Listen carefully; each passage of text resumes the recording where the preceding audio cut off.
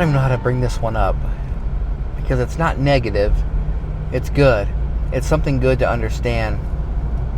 Have you ever been in class and a technique is shown and you do that technique, and maybe it in your drilling, I don't even want to say drilling, what would you say, I guess it could be drilling, but just doing the technique, just practicing it in that moment at no resistance, just even at a slower pace, and it just flowed real well and was easy to do.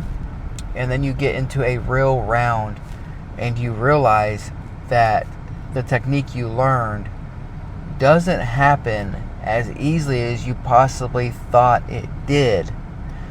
And that's one thing. Whenever I'm teaching, I'm like, hey, listen, you're going to do this technique, and right now we're kind of drilling reverse de la Riva, and we're getting you're getting the invert real easily. It's easier when your uke is not pushing into you or driving or sitting back on a hip. It makes it function. This is why I think that is good. Number one, drilling without resistance and just letting the technique work is good, because it allows you to see and feel the way the technique just works. Now, drilling with resistance is good because then it gives you the opportunity to workshop in that moment. So one thing that I like to do when I'm rolling with people, especially if it's someone that I know there's like, I don't feel threatened or like they're trying to destroy me in that moment, but we're actually just kind of flowing, and we can even be flowing hard. I did this last week with someone, and I don't even know if he's going to listen to this or not, but if he does, I wonder if he even recognized that I did this. We got to a position, his name's Carlos, and I stopped. I kind of froze in a moment, and I could almost hear his brain going tick, tick, tick, tick, tick, tick, and then he adjusted and gripped differently, and I think he got the better half in that moment. But that was a moment where I kind of grabbed and we waited, and I was allowing him to think through, because sometimes we get a grip or we get in a position and we'll just drive, push in, pull, and then you get into this stalemate where both of you are just locked horns and nothing is coming in that moment. Nothing's changing. You're just basically who can be the strongest in this moment, or who's going to get hurt, or who's just going to give up. But if you can learn in those moments to actively go, okay, I'm going to actually let go of this and move my hand to a different spot. I'm going to move my foot to a different spot.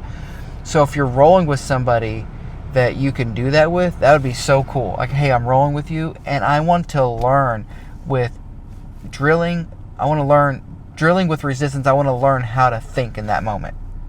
Learning how to think in the moment while I'm drilling. And then there's moments when I'm just drilling. I'm just kind of moving without resistance and feeling the flow of the technique, feeling the flow of the grip. If I put my foot here, push here, pull up on your ankle, you flop over. It worked out great. But in a live round, you grab that ankle, grab that foot, they're clearing hooks, they're pushing down, they're probably going to sit down. There's all these things kind of happening. And so there's two different kinds of drilling. One without resistance, one with resistance. I think you can benefit from them both.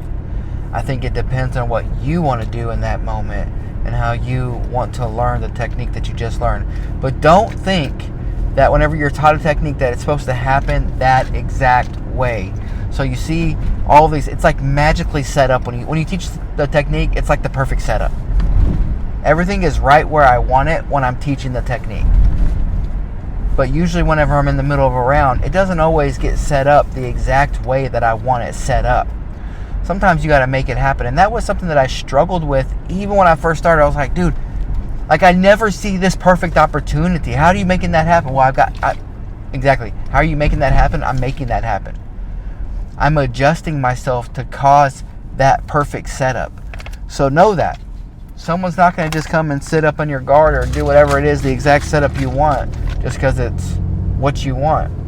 You may have to create that setup. And then even, remember I talked about locking horns? Until someone, you're both pushing real hard and pulling and pushing. And that even making it happen may be you use a little strength, to cause a reaction from them. Or you may be one that is a sloth player, not a sloth player, a possum player. You know, you play dead, and then they start doing something. You're like, I got you, and you do something. You know, so just know that a technique's not going to happen usually just the way that it's taught. Sometimes it does, but don't look for that perfect setup. Sometimes you have to create that setup, and it took me a while to learn that. When I learned that, I was able to find what I wanted because I could sometimes make it happen. I could make it happen the way that I wanted it and have that setup set up. All right, until next time.